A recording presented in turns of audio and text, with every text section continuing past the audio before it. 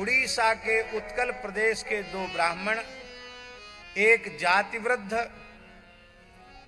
वयोवृद्ध और दूसरा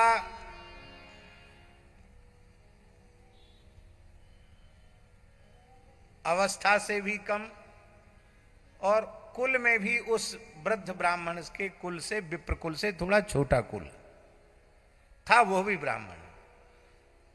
दोनों एक साथ तीर्थ यात्रा के लिए गए। तीर्थ यात्रा में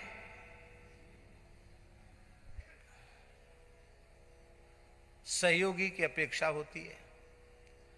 तो ब्राह्मण तो अकेले ही तीर्थ यात्रा में गया था, लेकिन उस वृद्ध ब्राह्मण को दुखी देख करके इस युवा ब्राह्मण का कोई नाता रिश्ता संबंध नहीं था उससे, लेकिन इस युवा ब्राह्मण के मन में आया कि वृद्ध ब्राह्मण है और हमको तीर्थ यात्रा करना ही है, तो हम निर्लोभ निष्काम भाव से इनकी सेवा करते हुए चलें।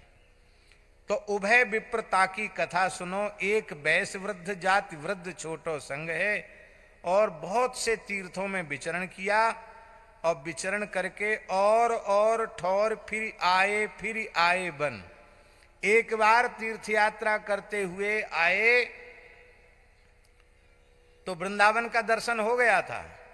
फिर वृंदावन से गए तो इधर पुष्कर जी आदि सब तीर्थों का दर्शन करके फिर एक बार बद्रिकाश्रम चले गए। पहले लौट करके वृंदावन आए थे, वृंदावन से फिर बद्रिकाश्रम चले गए और उत्तराखंड की यात्रा करके फिर लौट करके वृंदावन में आ गए। तो अब प्रश्न है कि वृंदावन में दो बार क्यों आए? इसका मतलब है कि ब्रजभूमि का आकर्षण अपने आप में अद्भुत है। आज भी कृष्ण माने क्या होता है स्वामी जी? कृष्ण माने होता है, कृष्ण शब्द का सरलार्थ है जो अपने नाम रूप गुण लीला की माधुरी से, वेणु माधुरी, रूप माधुरी, लीला माधुरी से सब जीवों के चित्त वित्त को अपनी ओर खींचता है, उसका नाम कृष्ण है। जो सबको अपनी ओर आकृष्ट करे उसका नाम कृष्ण। और ये साक्षात राधा कृष्ण का ही स्वरूप है ब्रजभूमि, इसलिए ब्रजभूमि खींचती है अपनी ओर। आज भी अद्भुत आकर्षण है वृंदावन की भूमि।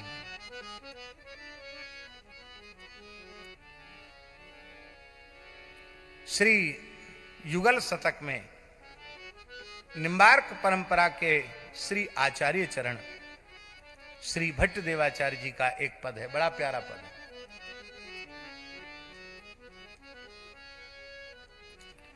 ब्रज भूमि मोहनी मैं जानी, ब्रज भूमि मोहनी मैं जानी, ब्रज भूमि मोहनी मैं जानी, ब्रज भूमि मोहनी मैं जानी, ब्रज भूमि मोहनी मैं जानी, ब्रज भूमि मोहनी मैं जानी, ब्रज भूमि मोहनी मैं जानी, ब्रज भूमि मोहनी मैं जानी, मोहन कुंज मोहन वृंदावन, मोहन कुंज मोहन वृंदावन, मोहन यमुना पानी, मोहन यमुना पानी, ब्रज मोहन नारी सख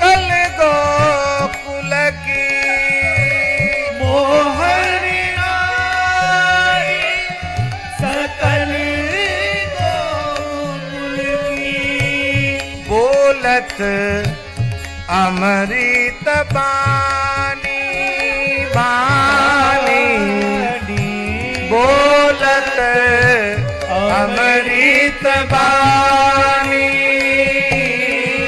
ब्रज भूमि मोहनी में जानी ब्रज भूमि मोहनी में जानी मोहन नारी सकल गोकुल की मोहन नारी सकल गोकुल की बोलत अमृत बानी बोलत अमृत बानी जय श्री भट्ट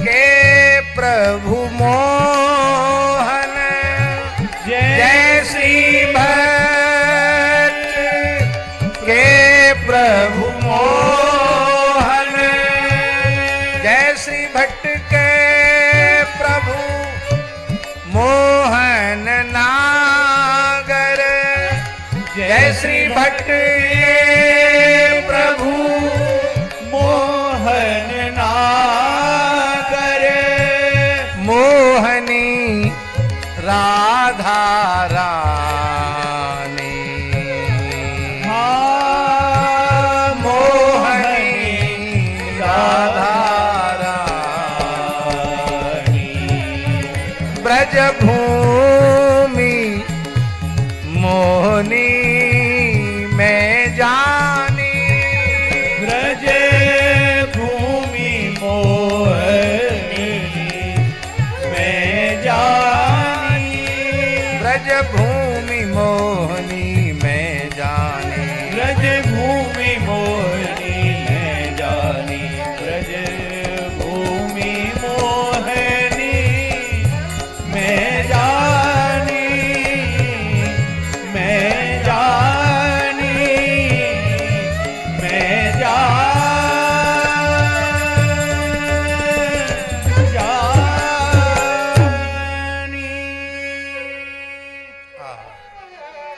ब्रज भूमि मोहनी में जानी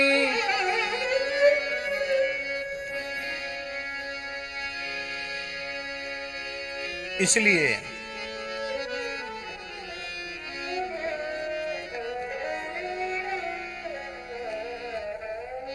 आहा क्या कहना ब्रज सम और को नहीं धाम ब्रज सम और को नहीं धाम ब्रज सम और को नहीं धाम ब्रज सम और को नहीं धाम क्या विशेषता है भाई ब्रज में धाम में भेद कर रहे हो आप नाम में भेद करने से नामापराध धाम में भेद करने से धामापराध बोले नहीं अपराध की दृष्टि नहीं आप विचार करो ब्रज सम और को नहीं धाम ब्रज सम और को नहीं धाम या ब्रज में परमेश्वर हूँ के या ब्रज में परमेश्वर हूँ के सुधरे सुंदर नाम ब्रज सम और को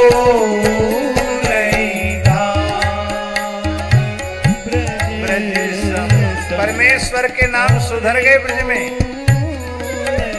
बोले कोई उदाहरण दीजिए। बोले हाँ, कृष्ण नाम यह सुन्यो गर्ग ते, कान्ह कान्ह कही बोले,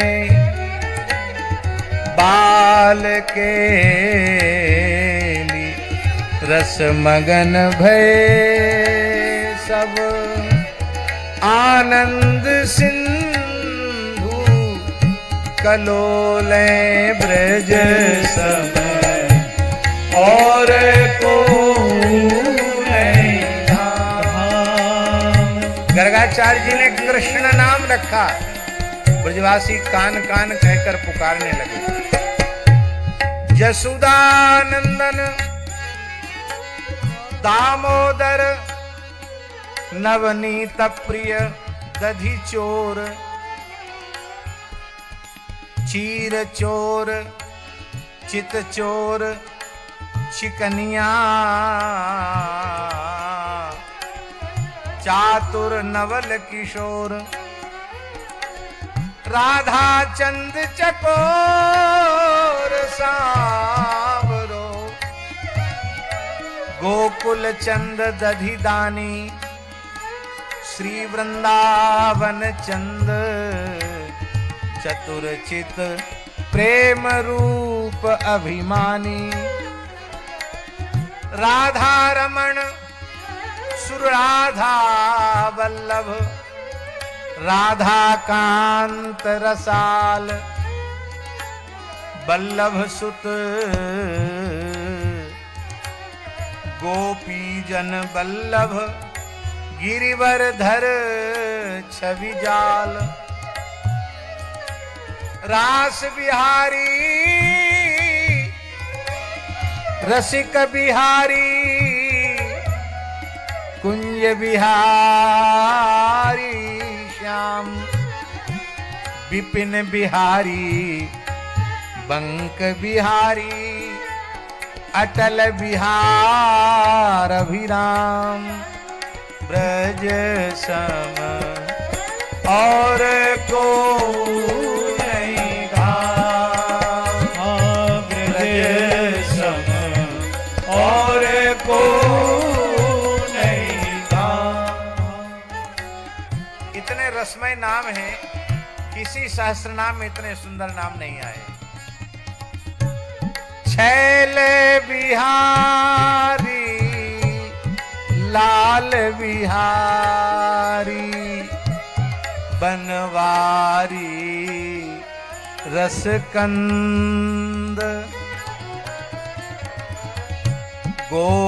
गोपीनाथ मदन मोहन पुनी, बंसीधर गोविंद, ब्रजलोचन ब्रज रमण मनोहर, ब्रज उत्सव ब्रजनाथ, ब्रज जीवन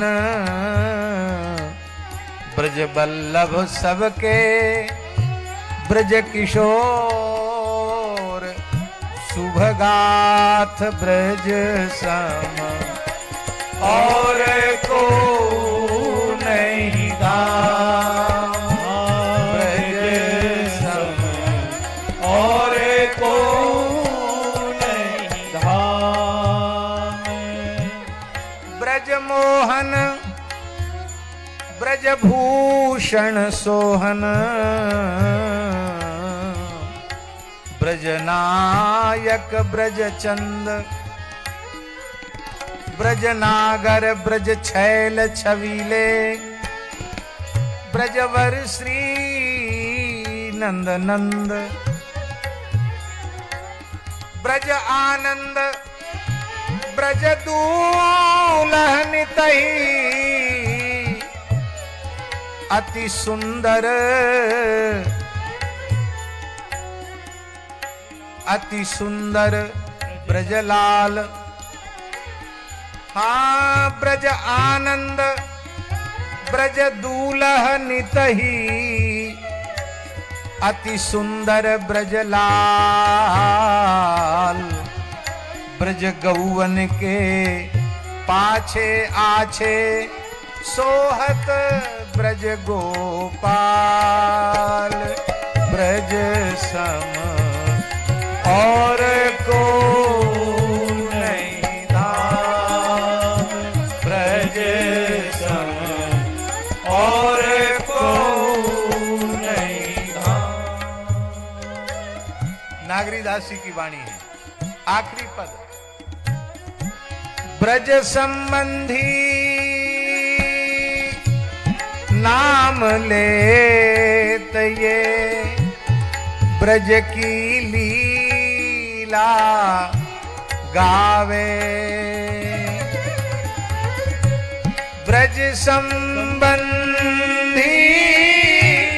नाम लेत ये ब्रज की लीला गावे। नागरी दासही मुरली वारो। नागरी दासही मुरली वारो। ब्रज को ठाकुर भावे। हाँ ब्रज को ठाकुर भावे और को नहीं धाम। हाँ ब्रज सम और को नहीं धाम।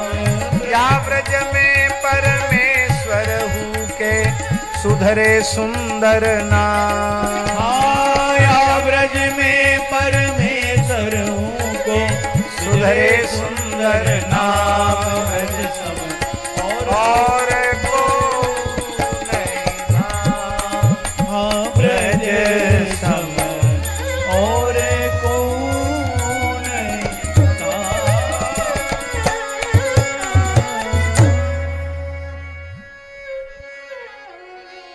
वृंदावन कौन कौन गया है? लो साहब। अरे भाई आप सब तो रेमुणा वासी, सब वृंदावन वासी ही हैं। रेमुणा को स्वयं ठाकुर जी ने कहा ये गुप्त वृंदावन है, और जब गोपीनाथ जी चित्रकूट से आकर यहां विराज गए तो ये प्रगट वृंदावन हो गया। आप लोग यह मानो ही मत कि हम बाहर हैं, आप लोग मानो हम तो गोपीनाथ के चरणों में वृंदावन में निवास करते हैं। ये अनुभव करो।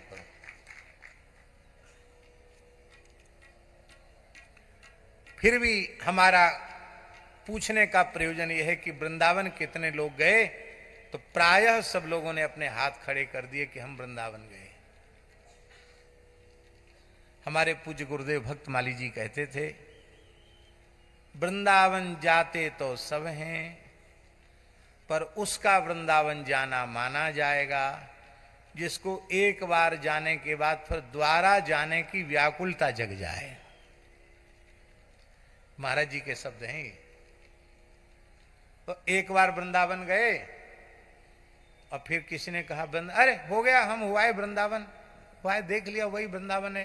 क्या है वृंदावन?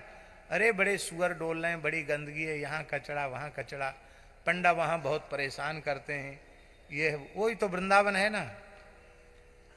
बड़ा ट्रैफिक है वहाँ, बड़ी परेशानी है। ऐसे उद्गार किसी के मुंह से निकलें तो समझ लेना वृंदावन जाकर भी वो वृंदावन नहीं गया। वृंदावन जाना उसका माना जाएगा जो वृंदावन का नाम सुनते ही आंखों में आंसू भरावे, हृदय भरावे कि भैया कितने दिन वृंदावन खोए। गए तो थे वृंदावन, लेकिन मन नहीं भरता है, बार बार वृंदावन जाने का मन करता है।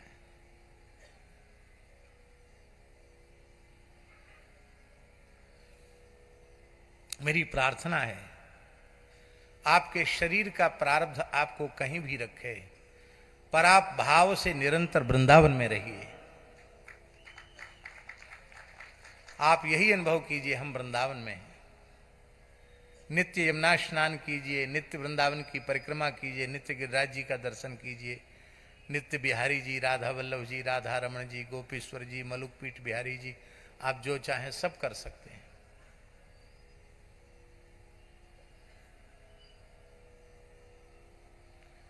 इसी को मानसी कहते हैं। और अलग मानसी है क्या? सेवा तो है ही है, पर मानसी में भी महाराज जी धाम का विचरण, धाम का वास, धाम का आस्वादन मानसी में भी हो जाता है। एक महाराज जी के हमारे शिष्य थे, पूज्य गुरुदेव भक्तमाली जी के, ठाकर सी भाई।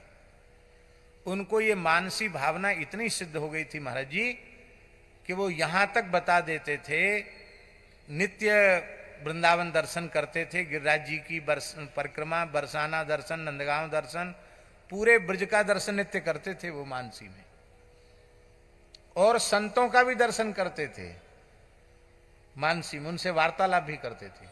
वो यहां तक बतला देते थे, माने हम आपको मंच से बता रहे हैं, वो यहां तक बतला देते थे कि हम इतने बजकर इतने मिनट पर आपके कक्ष में आए थे, लेकिन उस समय आप कक्ष में नहीं थे, तो हमने देखा आप कहाँ हैं मलुकपीठ में, तो आप समाधि की परिक्रमा कर रहे थे, वहां तुलसी जी को जल चढ़ा रहे थे। शरीर है बंबई में, और वहां बैठकर वो बता रहे हैं कि हम वृंदावन में भी कहां थे उस समय। एक वैश्य परिवार में, ग्वालियर की बात है, एक वैश्य परिवार में नीखरा जी के हम गए। फोन की सुविधा थी नहीं, मोबाइल वगैरह तब चले नहीं थे, और कोई सूचना हमने दी नहीं। एक काम था, बिना सूचना के ही पहुंच गए। तो जिनके घर में जाना था महाराज जी, उनको खबर ही भी नहीं थी, और उनकी माता जी ने कहा कि आज वृंदावन से महाराज जी चल पड़े हैं और इतने बजे तक रेलवे स्टेशन आ जाएंगे, तुम ले आओ। और देखो वो कच्ची चीज घर की पाएंगे नहीं, घर में ठाकुर जी जरूर हैं, और हम लोग वैसे हैं, कच्ची नहीं खिला सकते, बढ़िया शुद्ध वेद लक्षणा गाय के घी की पूड़ी, हलवा, सब चीज बनाओ, भोग लग के तैयार। तो मैंने उनको पूछा, उन माता जी को, कि आपको कैसे पता चला? तो वो माता जी, अब तो शरीर नहीं है उनका, बोले महाराज जी मैंने मानसी में देख लिया। लियो साहब, आश्चर्य हुआ कि एक वैश्य परिवार की वृद्ध माता जी ने मानसी में देख लिया कि हम कितने बजे आ रहे हैं, और हमारे आने के पहले प्रसाद की पूरी तैयारी। तो उनके घर के बच्चों ने कहा कि हम तो कभी कभी दादी से पूछते हैं कि दादी चक्रधर भगवान का कैसा श्रृंगार है, तो वो बता देती हैं, यहीं बैठे, वो हम वृंदावन में चक्रधर भगवान का, चक्रधारी भगवान का मंदिर है, तो बता देती हैं आज ठाकुर जी की पोशाक कैसी है, आज टोपी धारण किए हुए हैं कि मुकुट धारण किए हुए हैं, सब बता देती हैं। कैसा श्रृंगार है, किन फूलों की माला है, ये भी बता देती है। बच्चे बोले हम तो दादी से खेलते रहते हैं। ये तो कोई सतयुग त्रेता की बात नहीं, ये तो अभी की 30-35 साल पुरानी बात बता रहे हैं हम आपको। मानसी, क्या कहना। धाम में जाना, धाम से आना, फिर धाम से आना तो खाली न लौटना, धाम को हृदय में बसा कर के लाना, और फिर माला फेरते समय नित्य धाम का चिंतन करना। नित्य यमुना स्नान, नित्य गोपीश्वर दर्शन, नित्य बंसीवट का दर्शन, नित्य निधिवन राज का दर्शन। खूब खुली छूट है, वहाँ कोई जाम नहीं मिलेगा, वहाँ कोई टिर्री रिक्शा वाले नहीं मिलेंगे, वहाँ कोई हल्ला गुल्ला मचाने वाला नहीं मिलेगा, वहाँ कोई प्रदूषण भी नहीं मिलेगा। क्यों? हमारो वृंदावन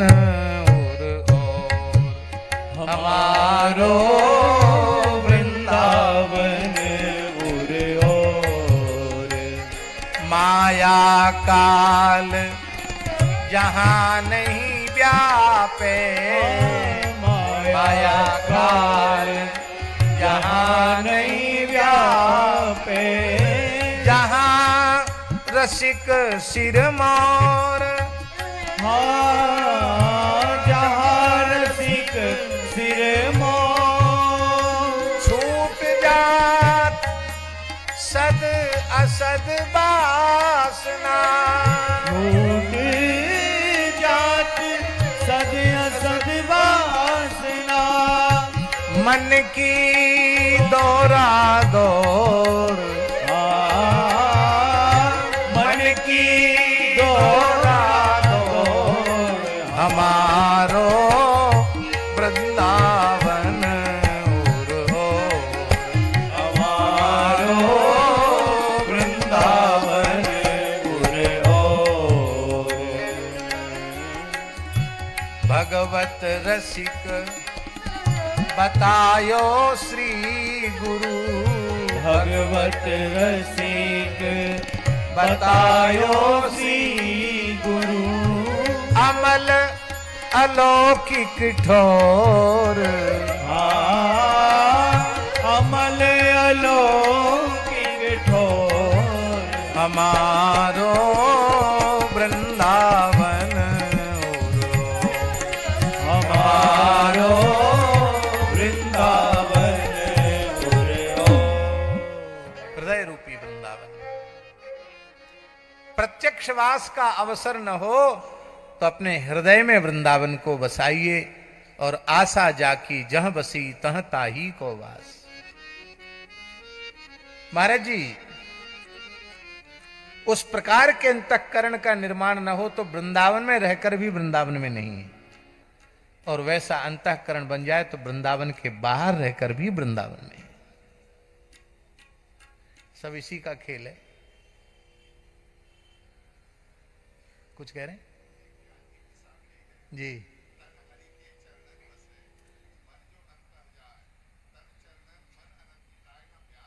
हा, क्या कहना। शरीर भगवान के चरणों में है और मन इधर उधर कहीं भटक रहा है, तो व्यास जी कहते हैं हम उस पर भरोसा नहीं करते, विश्वास नहीं करते। शरीर बाहर है, मन वृंदावन में है, बिहारी जी के चरणों में है, तो हमें विश्वास है कि वो वृंदावन में है। अब एक बात और हम आपको बता देते हैं, याद आ गई तो बता देते हैं। हमारे पूज्य गुरुदेव श्री भक्तमाली जी महाराज, जिनका दर्शन आप लोगों ने किया है, बालेश्वर में महाराज जी के 2 बार चरण पड़ चुके हैं।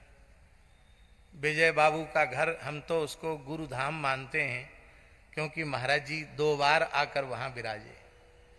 उनके चरणरज वहां पड़ी, तो बहुत ध्यान देकर के सुने। महाराज जी अति वृद्ध हो गए थे, तो भी विशेष प्रेमियों के आग्रह से कहीं कहीं यात्रा में चले जाते थे। कमर चुक गई थी, कभी गुजरात चले जाते, कभी बुंदेलखंड चले जाते, कभी राजस्थान चले जाते, कभी महाराष्ट्र भी चले जाते, दूर दूर तक भी चले जाते थे।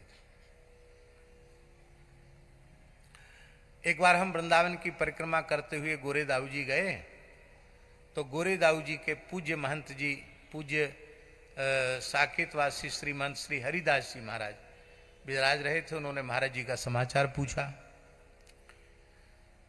फिर पूछा कि महाराज जी का स्वास्थ्य कैसा। हमने कहा ठीक है, थोड़ा शिथिल तो है, कमर झुक गई है।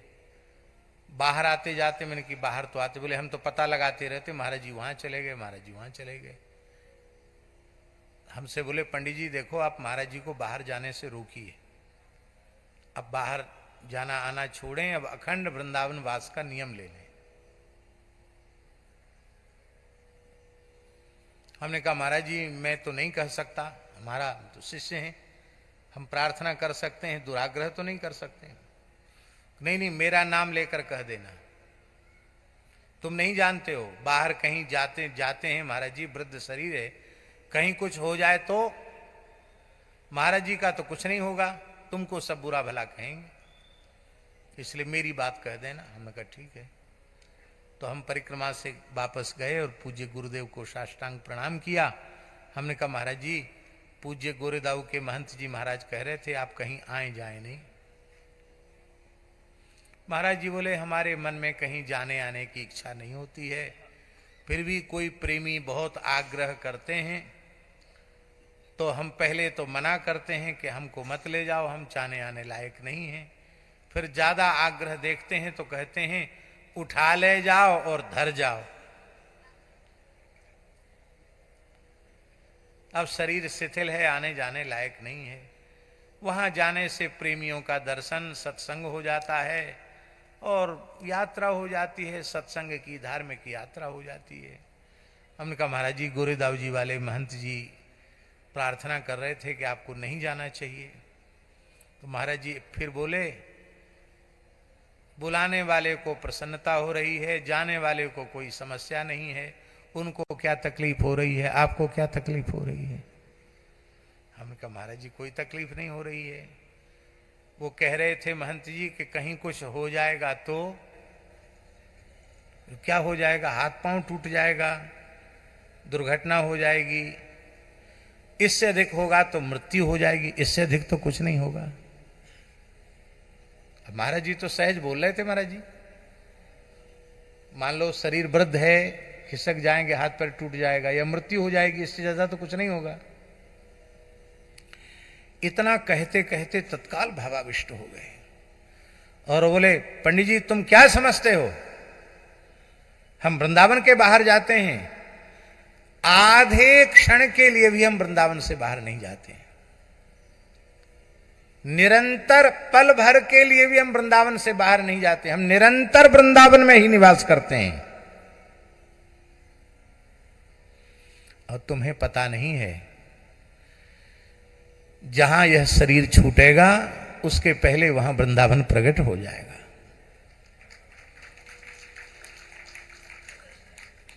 ये महाराज जी शब्द थे महाराज जी, जहां यह शरीर छूटेगा उसके पहले वहां वृंदावन प्रकट हो जाएगा। महाराज जी भाव विवल हो गए। हमने चरण पकड़े, बोले महाराज जी हम आपके अंतःकरण को भला कैसे पहचान सकते हैं, आप अपराध क्षमा करें। बोले नहीं नहीं, संतों की आज्ञा है तो हम ध्यान रखेंगे, कम आएंगे जाएंगे। और अंतिम क्षण तक वृंदावन का वास उन्हें मिला, वृंदावन की रज उन्हें मिली, श्री यमुना जी का आश्रय उन्हें मिला। तो ऐसे भी संत हैं जो आधे पल के लिए भी वृंदावन से बाहर नहीं जाते। बोलो भक्तवत्सल भगवान की जय, जय जय श्री राधे। हम भी मन में ऐसे ही सोच रहे थे कुछ समय से, और उसकी थोड़ी थोड़ी तैयारी भी हमने शुरू कर दी थी कि 2025 के बाद वृंदावन के बाहर की यात्राएं नहीं करेंगे। जो आश्रम हैं ओरछा में अथवा कहीं, वहां तो कभी उत्सव में जाना पड़ेगा, पर इसके अतिरिक्त अन्यत्र कहीं की यात्रा हम नहीं करेंगे, ऐसा मन में विचार था। और ये पक्की तैयारी भी हो गई थी। वो वृंदावन में जो गौशाला में सत्संग भवन बना, इसी विचार से वही नित्य सत्संग करेंगे। लेकिन एक कहावत है, तेरे मन कछु और है, कर्ता के कछु और। जिस 2025 के बाद हम नियम लेना चाहते थे, उसी 2025 में ऐसी घटना घट गई कि अब रेवासा धाम में श्री जानकीनाथ जी ने पकड़ लिया।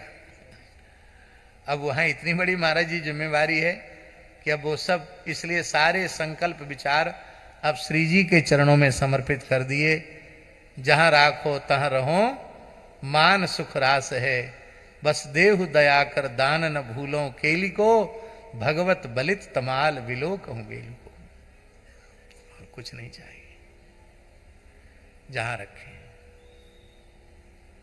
आहा, और संतों ने उपाय बता दिया है महाराज जी। नाम वाणी जहां श्याम श्यामा तहां, नाम वाणी जहां श्याम श्यामा तहां, नाम वाणी निकट श्याम श्यामा प्रकट, नाम वाणी निकट श्याम श्यामा प्रकट, नाम वाणी निकट श्याम श्यामा प्रकट, नाम वाणी निकट श्याम श्यामा प्रकट। अच्छा आप लोग बताओ, गोपीनाथ जी जहां हैं वहां वृंदावन है, आप लोग कहां बैठे हो? सच्ची बताओ, कहां बैठे हो? बोलो वृंदावन धाम की जय। क्या अद्भुत झांकी हो रही है। और पूज्य गोरीलाल कुंजवाले महाराज जी को तो हम चलता फिरता वृंदावन मानते हैं। ये चलते फिरते वृंदावन है, ये आ गए मानो वृंदावन ही आ गया।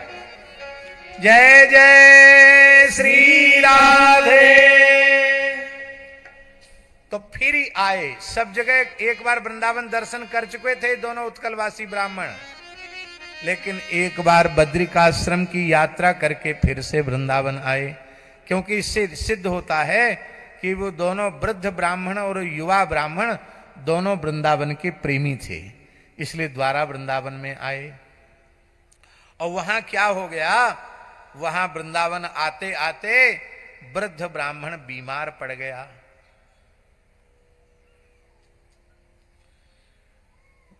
हमारे महाराज जी कहते थे कि अब तो वाहन से आप चारों धाम की यात्रा कर सकते हैं, पहले पैदल की यात्रा थी।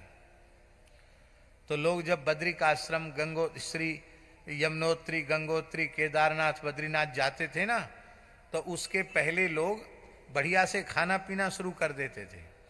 खूब दूध, घी, बादाम, कुछ चलना फिरना, कुछ कसरत करना, थोड़ा तगड़े हो जाएं, क्योंकि पैदल इतनी यात्रा पहाड़ के पहाड़ चढ़ना है। तो कोई पूछता कहां जा रहे हो, बद्रीनारायण। तो यात्रा के समय तो ऐसे होते, वहां से लौट के आते, कहां से आए, बद्रीनारायण। लागे अति पहाड़ कर पानी, विपिन विपत्ति नहीं जाए बखानी। सारी बादी छट जाती थी, मोटे तगड़े लोग भी दुबले पतले हो जाते। हमारे मन में भी कभी कभी आता है कि बिना बताए और कभी हम नर्मदा परिक्रमा या कहीं चले जाएं तो सब ठीक हो जाए, लेकिन अब ये सोशल मीडिया का जमाना ऐसा आ गया कि बिना बताए भी जाएं तो कहीं छिपना बहुत मुश्किल है। क्या आनंद है। तो वहां से आकर के ब्राह्मण बीमार पड़ गया, और उस समय उत्कल प्रदेश के और भी तीर्थयात्री थे। बहुत ध्यान से सुने जो हम कहना चाह रहे हैं। और भी तीर्थयात्री थे, वे सबके सब उस ब्राह्मण को छोड़कर चले गए। उनके कोई नाते रिश्ते में भी लगते थे, वो लोग भी छोड़ के चले गए। यही है संसार का स्वरूप। मोह देखा प्रेम है, फिर अपने अपने। इसलिए हमारी सिख परंपरा के दसम गुरु, नवम गुरु श्री तेग बहादुर जी का शब्द है, जगत में झूठी देखी प्रीति। झूठी प्रीति है संसार की, सच्चा प्रेम नहीं है। नाते रिश्तेदार बोले अब तो ये बीमार पड़ गए, अब तो ये लौट कर फिर से उड़ीसा जाने लायक है नहीं, पता नहीं हो सकता यहीं मर जाएं, तो चलो जो भगवान के सहारे, छोड़ के वो लोग सब चले गए। तो जब नाते रिश्तेदार छोड़ गए, बहुत ध्यान से सुने, जब नाते रिश्ते वाले कुटुंबी लोग छोड़ गए, जो इष्ट मित्र थे वो छोड़ गए, तो ये जो ब्राह्मण युवक था जिसका उससे कोई संबंध नहीं था, ये छोड़ के चला जाता तो कोई अनुचित बात नहीं थी, लेकिन यह दयालु प्रकृति का था। इसके मन में आया कि ये वृद्ध हैं, मैंने मार्ग में भी इनकी यथासाध्य सेवा की है, और अब जब यह अत्यंत रुग्ण हो गए हैं, बीमार पड़ गए हैं, तो ऐसी अवस्था में इनको छोड़कर जाना उचित नहीं है। तो उस युवा ब्राह्मण ने बड़े प्रेम से सेवा की, और इतनी सेवा की कि वो मरणासन्न ब्राह्मण मृत्यु के संकट से उबर गया, वृद्ध, और उसकी चेतना आ गई। तो जब चेतना उसको आ गई तो उस ब्राह्मण ने कहा, भयो दुखी कीनी टहल अभंग है। महाराज जी, अभंग टहल शब्द प्रियादासी ने कहा, अभंग टहल। अहरनिश की सेवा की उसने, और रीझो बड़ो द्विज। ब्राह्मण रीझ गया और उसने कहा, भाई यदि कोई उपकार करने वाले के साथ प्रत्युपकार नहीं करता है तो वह कृतघ्न माना जाता है। सारे पापों का प्रायश्चित है, पर कृतघ्नता का कोई प्रायश्चित नहीं है। कृतघ्नता महत् पापम निष्कृतिर्नास्य विद्यते। इस पाप की निष्कृति माने इसका प्रायश्चित नहीं है। तुम्हारा कोई स्वार्थ तो था नहीं, बिना स्वार्थ के निर्लोभ निष्काम भाव से मुझ रुग्ण की, वृद्ध की, रोगी की तुमने जो सेवा की है और मुझे स्वस्थ बना दिया, फिर से पैदल चल के मैं अपने घर तक पहुंच सकूं इस योग्य बना दिया, तो तुम्हारे प्रति हम हृदय से कृतज्ञ हैं। और कृतज्ञता में कुछ न कुछ देना चाहिए, तो मैं क्या दूं?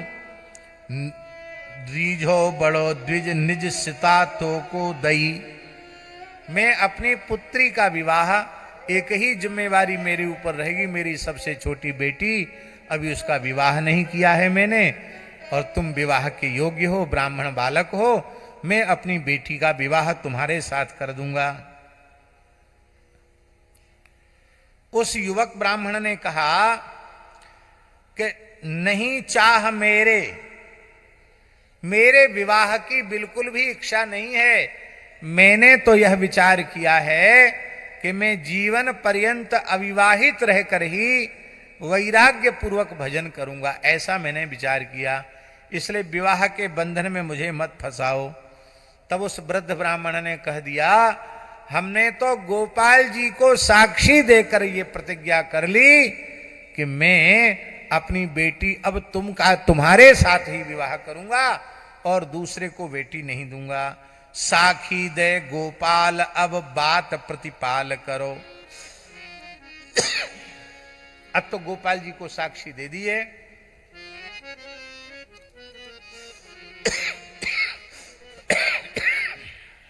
अब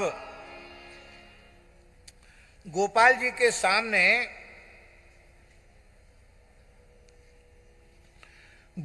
के सामने प्रतिज्ञा करके ये दोनों ब्राह्मण लौटकर अपने गांव आ गए उड़ीसा में। और अपने गांव आने के बाद उस वृद्ध ब्राह्मण ने अपने परिवार में सारी घटना सुनाई कि तीर्थ यात्रा में और किसी ने, गांव के और नाते रिश्ते के लोगों ने तो मेरी कोई सहायता नहीं की। ये ब्राह्मण बालक मेरे साथ न होता तो मैं तो पता नहीं कहाँ का कहाँ मर गया होता। इसने मेरी बड़ी सेवा की और इसकी सेवा से रीझ कर मैंने अपनी पुत्री का विवाह इसके साथ करने की प्रतिज्ञा कर ली है। भगवान गोपाल जी के सामने साक्षी दे करके मैंने अपनी कन्या का वागदान इसके लिए कर दिया है। परिवार वाले बिगड़ गए। अरे वाह, केवल तुम्हारा अधिकार नहीं है, हम सबका अधिकार है। ऐसा ही होता है। और उनके पुत्र बिगड़ गए। हमारी बहन नहीं है क्या? पिताजी आपने कैसे निर्णय कर लिया? और तो और सहधर्मिणी नाराज हो गई। अरे सतकुले युजेत कन्याम, अपने से ऊंचा कुल होगा, खानदान होगा, वहां देंगे ना। हमारे पास ना हमारे कुल खानदान में वो समता रखता है हमारी। हम उच्च कुलीन ब्राह्मण हैं, उनका कुल ब्राह्मणों में हमसे थोड़ा छोटा है। फिर हम श्री संपन्न हैं, धनाढ्य हैं, और वो तो एकदम निर्धन है, गरीब है। इसलिए ऐसे गरीब को, बेरोजगार है, खाली माला फेरता और क्या करता है, ऐसे को मैं अपनी बेटी नहीं दे सकती। मना कर दिया। अब वृद्ध की घर में क्या चले? वृद्ध लोग सुन लो, ऐसी परिस्थिति आ जाए कि आपकी घर में कोई न सुने तो उसके दो विकल्प हैं। शांति से अपना जीवन व्यतीत करना चाहते हो तो एक विकल्प तो यह है कि मौन हो जाओ, फिर अपना आग्रह दुराग्रह मत रखो। हुई ईश्वरी जो राम रचि राखा, को करी तर्क बढ़ावे शाखा। भगवान के ऊपर छोड़ दो और फिर सहन करके घर में रहो। और यदि थोड़ी ज्यादा नाक वाले हो कि मैं घर का मालिक, मैं घर का मुखिया, मैंने सब बनाया, आज मेरी ही बात लोग नहीं सुनते हैं, तो वे तुम्हें ठुकरावें उसके पहले तुमको ठोकर मारकर चल दो। अरे भाई छोड़ के तो जाना पड़ेगा, ये छोड़ के जाना पड़ेगा, ये मजबूरी है, और विवेक पूर्वक त्याग कर दो, ये बुद्धिमानी है। विवेक पूर्वक छोड़ के चल दो। ऐसी पशु की मौत मरने के लिए भगवान ने मनुष्य थोड़ी बनाया है। बहुत हो गए संसार के काम, अब जो जरूरी है, जो निपटाने जरूर, उनको निपटा दो और किनारे हो जाओ। अब लो नसानी अब ना नसे हो, इस निश्चय के साथ भजन में लग जाओ। तो वृद्ध ब्राह्मण बेचारा विवेकी था, उसने सोचा मैं इस बुढ़ापे में घर छोड़ के जाऊं तो कहां जाऊं, अब मैं घर के सामने मजबूर हूं, ये लोग मेरी बात नहीं मानते। अब बहुत ध्यान देकर के सुने, वो जो युवा ब्राह्मण था उसके विवाह का मन बिल्कुल नहीं था, लेकिन उसने अपने मन में विचार किया कि इन्होंने, इन वृद्ध ने भगवान गोपाल जी को साक्षी देकर के प्रतिज्ञा की है कि हे प्रभु, मैं आपको गवाही के रूप में साक्षी देकर कहता हूं, मैंने अपनी बेटी का वाग्दान इस ब्राह्मण के साथ किया। तो तीर्थ में जाकर कोई प्रतिज्ञा करे, वो भी भगवान के सामने भगवान को साक्षी देकर प्रतिज्ञा करे, और उस प्रतिज्ञा का पालन न करे, उसके जीवन के संपूर्ण सुकृत नष्ट हो जाते हैं, सारे पुण्य नष्ट हो जाते हैं। और प्रतिज्ञा भंग करने वाले को यावत चंद्र दिवाकर, जब तक सूर्य चंद्र आकाश में है तब तक उसे नरकों की यातना भोगनी पड़ती है। तो इस ब्राह्मण का जीवन भर का किया कराया चौपट हो जाएगा, नष्ट हो जाएगा। कितने कष्ट से बिचारी ने तीर्थ यात्रा की, वो नष्ट हो जाएगा। इस सौहार्द के कारण उस युवा ब्राह्मण ने आकर वृद्ध से कहा कि आपने प्रतिज्ञा की थी, आप तो चुपचाप बैठ गए, बोलना ही बंद कर दिया आपने, तो क्या बात है। उस ब्राह्मण ने रोते हुए कहा, क्या करें, हम मजबूर हैं, हम तो चाहते हैं अपनी बेटी का विवाह करना, लेकिन मेरी पत्नी, मेरे पुत्र कोई राजी नहीं है, बिल्कुल भी स्वीकार नहीं कर रहे हैं। अब मैं क्या करूं, अकेला क्या करूं। बोले हमें चिंता इस बात की है कि आपने श्रीधाम वृंदावन में गोपाल जी के सामने जो प्रतिज्ञा की है, आपकी वो प्रतिज्ञा झूठी हो रही है।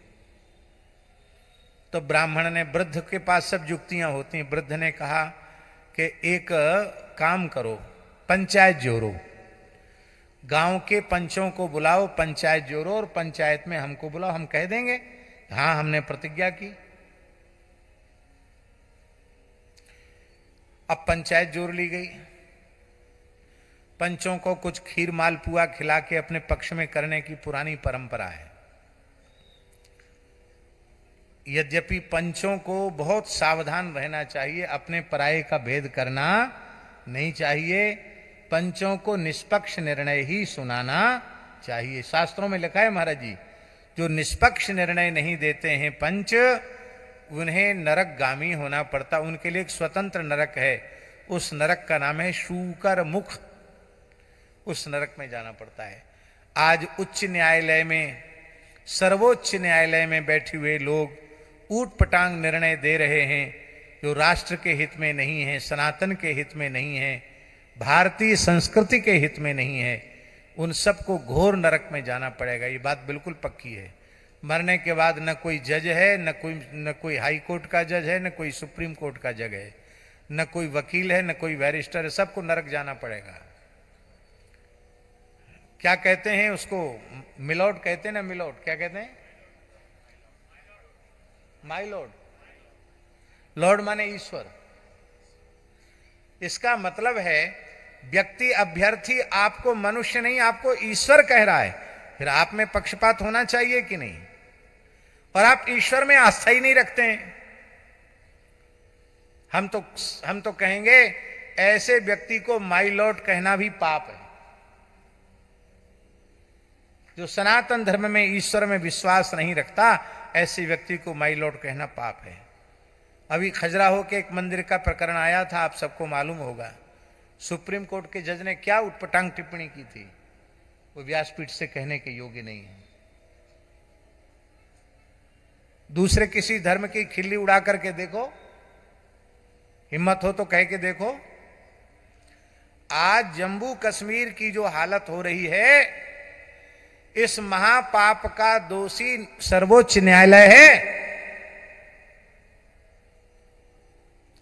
वस्तुतः जम्मू कश्मीर में स्थिति चुनाव के योग्य नहीं थी, लेकिन आप लोगों को ध्यान होगा कि सर्वोच्च न्यायालय ने केंद्र सरकार को निर्देशित किया कि इतनी समय के भीतर इस अवधि में जम्मू कश्मीर के चुनाव कराओ। तो जो उग्रवाद आतंकवाद के दमन का कार्य शुरू हुआ था, वहां के शुद्धिकरण का कार्य शुरू हुआ था, वो तत्काल रुक गया। और अब कैसी कैसी घटनाएं घट रही हैं। दिल्ली में जो बम कांड हुआ उसके तार कश्मीर तक जुड़े हुए हैं। सारी सुविधाएं यहां की ले रहे हैं और जय जयकार कर रहे हैं पाकिस्तान की। निर्णय किसका था? सर्वोच्च न्यायालय का।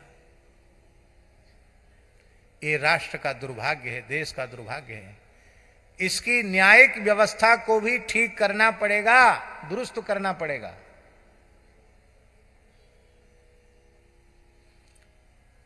तो पंचों को निर्णय मनमाना नहीं देना चाहिए, एकदम शास्त्र सम्मत निर्णय देना चाहिए।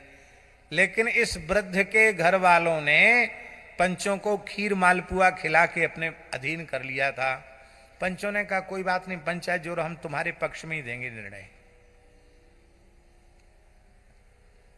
पंचों ने पूछा भाई बताओ क्या बात है। वृद्ध ने सारी बात बताई कि हम तीर्थ यात्रा गए, बद्रिकाश्रम की यात्रा करके आए, बहुत बीमार पड़ गए। हमारे जो संगी साथी थे वो तो हमको छोड़ के चले गए।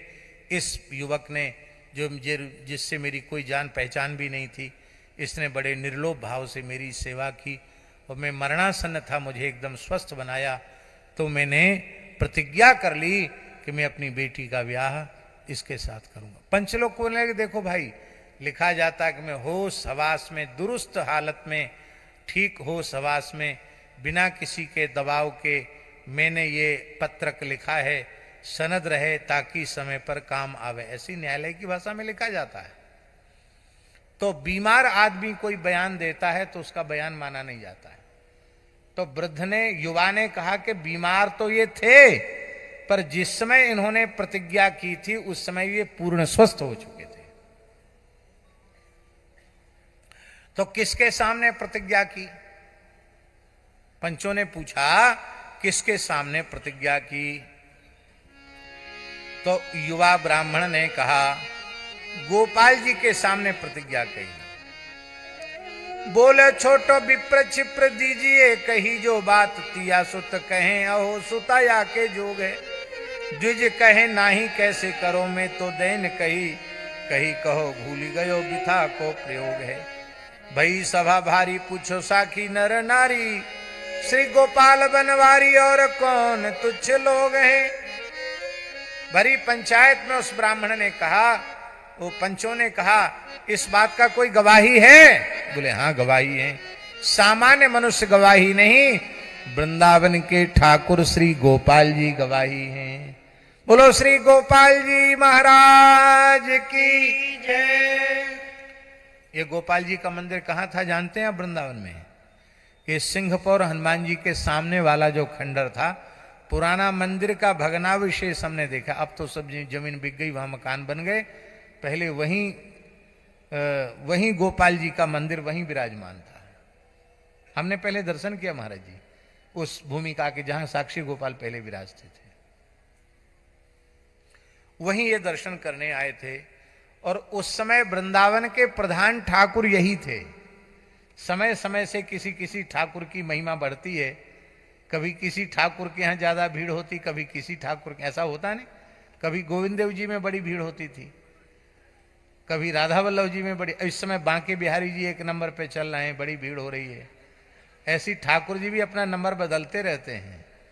अब तुम एक नंबर पर चलो, तुम एक नंबर पर चलो, ऐसा ही है। तो उस समय गोपाल जी एक नंबर पे थे गोपाल जी के यहां भीड़ होती थी। कहा गोपाल जी गवाही हैं, श्री गोपाल बनवारी और कौन तुच्छ लोग हैं। पंचों ने कहा तब तो बहुत अच्छी बात है, 1 साल का मौका तुमको दे रहे हैं। 1 साल तक ये ब्राह्मण अपनी बेटी का विवाह किसी के साथ नहीं करेगा। 1 साल के भीतर गोपाल जी को लिवा के लाओ। यदि पंचायत में गोपाल जी स्पष्ट वाणी में कह दें कि हां मेरे सामने इस वृद्ध ब्राह्मण ने अपनी बेटी के विवाह की प्रतिज्ञा की, तो हो जाएगा। उन पंचों को तो तनिक भी विश्वास नहीं था कि भला कोई प्रतिमा वृंदावन से चलकर यहां क्यों आने वाली है। वो आए भी जाए कथनचित तो पंचों के बीच में बोलकर उत्तर देने वाली क्या है। किंतु वो ब्राह्मण जो बालक था महाराज जी, उसमें विश्वास बहुत अधिक था, और विश्वास का ही नाम भक्ति है। बिन विश्वास भगति नहीं, तही बिन द्रवही न राम। राम कृपावन सपने हूं, जीव न लह विश्राम। अब तो आयो वृंदावन बनवासी श्री गोपाल जूसो, बोलो चलो साखी देवो, लई है लिखाए के। आयो वृंदावन बनवासी श्री गोपाल जूसो, बोलो चलो साखी देहो, लई है लिखाई है।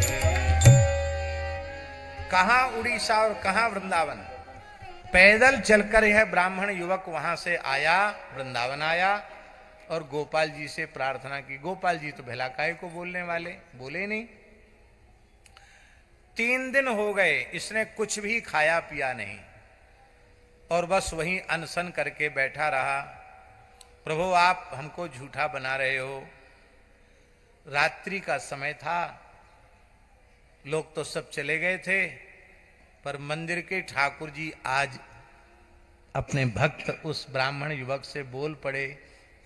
गोपाल जी ने कहा, अरे भाई, तब बोले श्याम सुंदर जो बीते कईयो याम, कई याम बीत गए, माने अष्टयाम 24 घंटे, कई याम माने 2-3 दिन कम से कम बीत गए। तब बोले श्याम सुंदरजू, भगवान बोले प्रतिमान चले।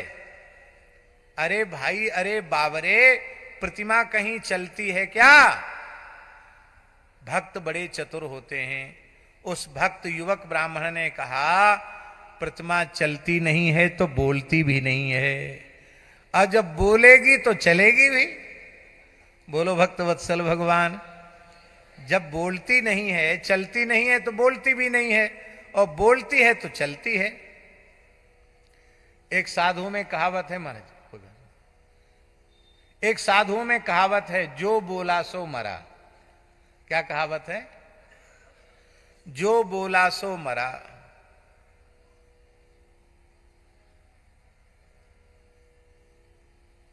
इसके ऊपर बड़ी विचित्र कथा है, इसमें हमें थोड़ी विस्मृत हो रही है, हम सुनाएंगे।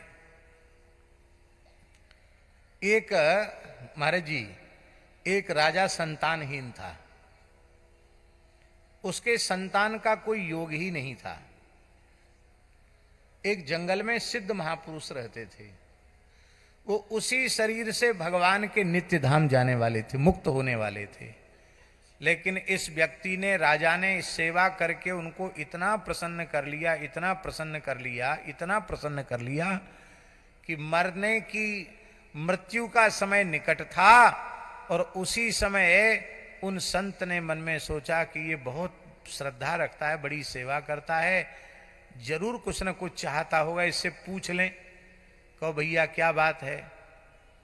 बोला महाराज मुझे पुत्र चाहिए। और महात्मा कुछ बोलते नहीं थे, पर आज उनको बोलना पड़ा। कि राजन तुम्हें क्या चाहिए, तुम सबका छोड़ के जंगल में बार बार आ जाते हो, क्या अब तो मेरा मृत्यु का समय निकट है, बोलो क्या चाहिए। उसने कहा महाराज हमको पुत्र चाहिए। क्या चाहिए? पुत्र चाहिए।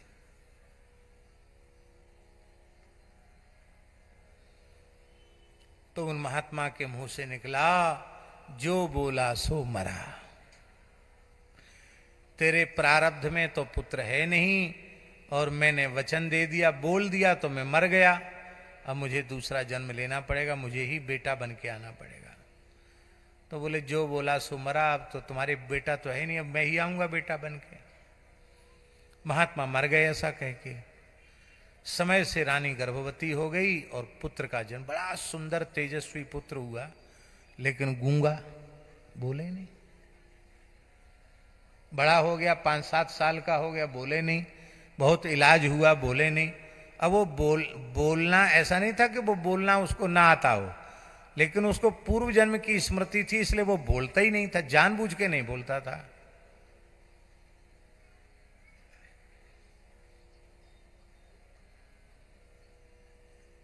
राजा बड़ा दुखी हो गया, बहुत पूजा पाठ कराए, जप कराए, खूब शंख का जल घुमा घुमा के उसको पिलाया, पर बोले नहीं वो, उसको इच्छा ही नहीं थी बोलने की। अंत में राजा ने कहा कि जो मेरे पुत्र को वाणी स्फुरित करा देगा, बुलवा देगा, उसको मैं प्रसन्न होकर मोहमांगी वस्तु जो चाहेगा, आधा राज्य मांगेगा तो आधा राज्य तक दे डालूंगा, मेरे पुत्र को बोलना सिखा। अब लोग चतुर लोग लग गए कि इसको बुलवावें किसी तरह से। एक बार उस राजकुमार को लेकर जंगल में गए कुछ लोग, 2-4 लोग थे, और वहीं जंगल में थोड़ी देर विश्राम करने लगे। वहीं एक कौआ ने तो कर दिया बीट। कौआ तो बीट करके उड़ गया, और सैनिक वो जग गया। वो जग गया तो उसने कहा कौन है? तो कौआ बोला कांव। पक्षी बोला, कौआ बोला कांव। फट से उसने बंदूक चला दी, वो मर गया बेचारा। पक्षी मर गया, पक्षी को बंदूक लगी, गोली लगी, वो मर गया। तो उस बच्चे के मुंह से निकला जो बोला सो मरा। जो पूर्व जन्म का वाक्य था वही निकल गया उसके मुंह से, जो बोला सो मरा। अब वो तो सब बात लोग भूल गए, अरे बोले तो बहुत बढ़िया बोलता, जो बोला सो मरा, जो बोला सो मरा। अब ले गए, बोले महाराज अब मुहमा का इनाम दो, इसने कहा है जो बोला सो मरा। राजा ने कहा हमारे सामने बुलवा को दिखाओ। वो नहीं बोला। क्यों? उसको तो भीतर से इच्छा नहीं थी बोलने की, नहीं बोला। नहीं बोला तो राजा बोले तुम जब झूठ बोलते हो, ठगना चाहते हमको, सबको फांसी पर चढ़ा दो। ये सब राजा को ठगना चाहते हैं। तो फिर बालक बोला जो बोला सो मरा। मैंने बोल दिया तो मुझे मरना पड़ा, राजकुमार बनना पड़ा। पक्षी बोल दिया तो पक्षी मर गया। इन्होंने आकर राजा से बोल दी तो ये मर गए, इनको फांसी की तैयारी हो गई। जो बोला सो मरा। राजा का क्रोध ठंडा हुआ, बोले हाँ बोल तो गया ही, जो बोला सो मरा, लेकिन और कुछ क्यों नहीं बोलता? जो बोला सो मरा यही क्यों बोलता है? तो ये बात कहने का आशय क्या है? बोले पिताजी मैं आशय तो समझा दूंगा, लेकिन बाद में आपको रोना पड़ेगा। बोले नहीं आशय समझाओ। तो उसने कहा जो बोला सो मरा, खत्म हो गया। मैं वही महात्मा हूं जो जीवन भर मौन रहा और तुम्हारी सेवा से रीझ कर कुछ बोलना पड़ा, और बोलने से मरना पड़ा, मर के फिर पैदा होना पड़ा। अब तुम पूछ रहे हो कि क्यों बोले, तो जो बोला सो मरा। बोलो भक्त वत्सल भगवान की जय। भगवान बोले साधुओं की कहावत पक्की हो गई, जो बोला सो मरा। न मैं बोलता न चलने का प्रसंग आता, अब बोला तो चलना पड़ेगा। ब्राह्मण बोला जो प्रतिमा बोल बीते कईयो याम, तब बोले श्याम सुंदर जू प्रतिमा न चले। तो ब्राह्मण बोला तो पे बोले क्यों जू भाई के पे बोल कैसे सकती है प्रतिमा? अब भगवान बोले तब तो चलना पड़ेगा। चलेंगे हम। तो देखो गवाही को लोग खीर मालपुआ खिला के ले जाते हैं, हम गवाही देने जाएंगे तुम्हारे विवाह के लिए, तो हमको भूखा रखोगे क्या? पहले ही पक्का कर लो, बाद में तुम अपने वचन से पीछे हट जाओ, वो ठीक नहीं है। तो क्या बोले, लागे जब संग युग शेर भोग धरो, 2 शेर दूध घर की सामग्री भोग लगाओ, आधे आध पावो, उसमें 1 शेर तो तुम खा लेना, 1 शेर हम खा लेंगे, आधा आधा पा लेंगे। और दूसरी शर्त यह है कि तुमको आगे आगे चलना पड़ेगा, हम पीछे पीछे चलेंगे। आगे आगे क्यों? बोले आगे आगे इसलिए चलना कि हमने कोई रास्ता थोड़ी देखा है, तुमने रास्ता देखा है। फिर सामने से कोई संकट आ गया तो कौन उसका निवारण करेगा? आप ही करोगे, मैं तो बालक हूं, गोपाल हूं। बोले बात ठीक है, पर तुम बड़े चंचल हो, कहीं हमसे तो कहा आगे चलो, खुद पीछे भाग गए तो वृंदावन में तो क्या होगा? तो भगवान बोले चलो नूपुर बजाए के, मैं नूपुर बजा के चलूंगा। क्या चाल ढाल अलवेली है, गजराज लजे मस्ते मस्ते। हमारे वृंदावन के ठाकुर जी को कोई कहे सीधे खड़े हो, तो सीधा खड़ा होना नहीं आता, जब देखो तो वैसे खड़े होते। देख लो, गोविंद देव जी को दे लो, गोपीनाथ जी को, मदन मोहन जी को, सब टेढ़े खड़े हैं, सीधा खड़ा होना नहीं आता इनको। और इनसे तुम कहो कि तुम सीधे चल के, वो सीधे तो चलते ही नहीं, नाचते हुए से चलते हैं। इनकी चलन ही नर्तन है, इनका चलन ही नर्तन है। तो हम ठुमका लगा लगा के नाच नाच कर चलेंगे तो हमारे नूपुर की ध्वनि तुम्हारे कान में पड़ेगी। भगवान ने ऐसा क्यों किया? बहुत ध्यान देने की यह बात है। भगवान ने मन में विचार किया, इस निर्लोभ निष्काम ब्राह्मण में उस भक्त के समस्त लक्षण घटित हो रहे हैं जिसकी चरण धूल को मैं अपने माथे पर लेता हूं। निरपेक्षम मुनिम शांतम निर्वैरम सबदर्शिनम अनुब्रजाम्यहम नित्यम पूये ये त्यंग्री रेणु भी। ये निरपेक्ष है, इसके विवाह की अपेक्षा नहीं, मननशील है, शांत है, निर्वैर है, समदर्शी है। केवल एक ब्राह्मण नरक में न जाए इसके कारण उस ब्राह्मण की प्रतिज्ञा को पूर्ण करने के प्रयत्न में लगा हुआ है।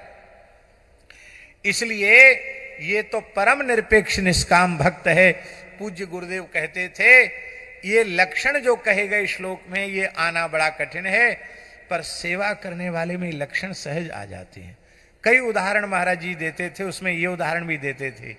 वृद्ध की निष्काम सेवा करने से निरपेक्षता, मुनित्व, निर्वैरत्व, समदर्शित्व, सारे लक्षण इस ब्राह्मण बालक में आ गए। सेवक में सब सारे सद्गुण सहज ही आ जाते हैं। और ठाकुर जी ने महाराज जी एक और कह दिया। ठाकुर जी ने कहा कि चलते समय हमारी तरफ देखना नहीं, मुड़ के देखोगे तो फिर मैं आगे नहीं बढ़ूंगा, वहीं खड़ा हो जाऊंगा। हाँ, रात्रि में जब सूर्यास्त, दिन में चलेंगे, रात में विश्राम करेंगे। रात में जब विश्राम करेंगे तो आपके साथ खूब बातचीत करेंगे, खेलेंगे, कूदेंगे। चलते समय हमारी तरफ नहीं देखना। गिरधर जी, ऐसा वचन क्यों भगवान ने भरवाया? इसलिए भरवाया, महाराज जी कहते थे कि ठाकुर जी ने सोचा मुझे तो पादधूलि लेनी है और ये मुड़ के देखेगा तो मेरी उपासना में विघ्न पड़ेगा, इसलिए कहा मेरी तरफ मुड़ के मत देखना। क्या अद्भुत भाव, मेरी तरफ मुड़ के मत देखना। अब महाराज जी चलते चलते, आहा, चलते चलते उड़ीसा तक आ गए। धन्य है भारतवर्ष, केवल वृंदावन की भूमि ही ठाकुर जी के चरण स्पर्श से धन्य नहीं हुई। वृंदावन से चलकर ठाकुर जी उड़ीसा तक आए, वहां तक की सारी भूमि श्री कृष्ण के चरण तल के स्पर्श से धन्य हो गई। गए ढींग गांव कहीं ने कुतो चिताओ,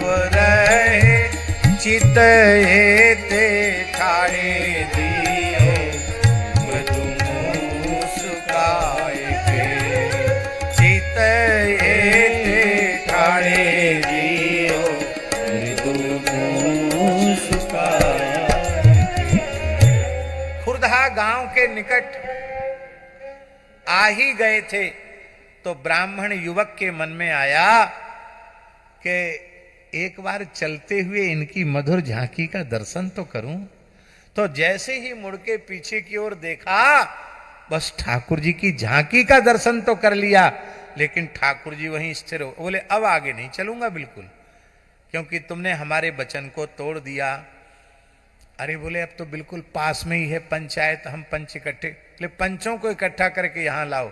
अरे हम वृंदावन से चलकर यहां तक आ गए तो तुम्हारे पंच इतने बड़े लाट साहब हो गए जो वहां से अपने घर से चल के गांव के बाहर तक नहीं आ सकते हैं। बोले आ जाएंगे। अब तो पूरे गांव में जाकर उस युवक ने सुनाया। सब गांव के खुर्दा के लोग आश्चर्य करने लगे कि अरे वृंदावन के ठाकुर गोपाल जी, क्योंकि गोपाल जी प्रसिद्ध ठाकुर जी थे उस समय वृंदावन के। जैसे कोई कहे कि बांके बिहारी जी बालेश्वर में आ गए तो सबको आश्चर्य, अरे बांके बिहारी जी बालेश्वर कैसे आ गए, ऐसी सबको आश्चर्य। वृंदावन के प्रधान ठाकुर गोपाल जी यहां कैसे आ गए। पूरा गांव, सब ग्राम आयो धाय के, दौड़ के पूरा गांव आया। सब उस ब्राह्मण युवक की जय जयकार करने लगे। भैया तेरी भक्ति के अधीन होकर सर्वतंत्र स्वतंत्र गोपाल जी वृंदावन को छोड़कर यहां आ गए। अब पंचायत जोड़ी गई। ये सतयुग त्रेता द्वापर की घटना नहीं है, इसी कराल कलिकाल की घटना है। 500-700 वर्ष पुरानी घटना है। उस समय पंचों ने सारी बात दोनों पक्षों से पूछी। वृद्ध ब्राह्मण ने कहा कि हाँ मैंने प्रतिज्ञा की थी। युवक ने कहा हाँ इन्होंने प्रतिज्ञा की थी। गवाही कौन था? बोले गवाही साथ आए वृंदावन से श्री गोपाल जी। तो गोपाल जी से कहा, तो गोपाल जी ने सबके सामने अपनी वाणी से बोल करके गवाही दे करके कहा कि हाँ इसकी सेवा से जब यह वृद्ध ब्राह्मण पूर्ण स्वस्थ हो गया तो पूरे होश हवास में, दुरुस्त हालत में, खूब सोच समझ के अपने मन को पक्का करके बिना किसी बाहरी भीतरी दबाव के इसने प्रसन्नता पूर्वक अपनी पुत्री के विवाह का इस युवक के साथ करने का निश्चय किया है। और इसने मेरे सामने प्रतिज्ञा की है, यदि ये प्रतिज्ञा से मुकरता है तो इसके सारे जीवन के पुण्य नष्ट हो जाएंगे, इसको घोर नरक में जाना पड़ेगा। केवल ये नरक में न जाए, इस उपकार की भावना से इस युवक ने ला करके मुझे यहां तक प्रस्तुत किया है। मैं इसकी भक्ति पर न्यौछावर हो गया हूं और अब तो गवाही हो गई। अब मैं लौट के पुनः वृंदावन जा रहा हूं। तो आयो न स्वरूप फेरी विनय करी राख लियो। सबने चरण पकड़ लिए, बोले अब नहीं लौट के जाने देंगे, क्योंकि ऐसे प्रभु जान न दीजय हो। बस इतना ही। ऐसे प्रभु, ऐसे प्रभु, ऐसे प्रभु, ऐसे प्रभु जान न दीजय हो।